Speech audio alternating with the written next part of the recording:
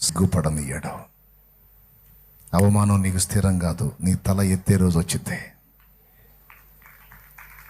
అన్యాయం అయిపోయానన్నావు, అది నీకు స్థిరం కాదు.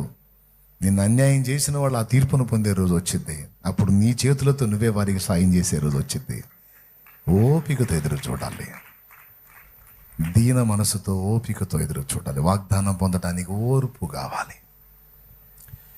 కాబట్టి బిడ్డలారా, రారాజు దిగొచ్చేంత వరకు, మన జీవితాల్లో కార్యాలు చేసేంత వరకు ఆయన వైపే చూస్తూ, ఆయన కార్యం కొరకు ఎదురు చూస్తూ ధైర్యంగా ముందుకు సాగుదాం. మేము సిగ్గుపడనియ్యడు.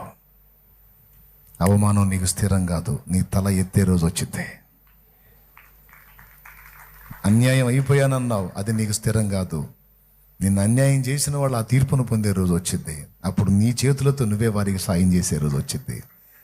ఓపికతో ఎదురు చూడాలి, దీన మనసుతో ఓపికతో ఎదురు చూడాలి. వాగ్దానం పొందడానికి ఓర్పు కావాలి.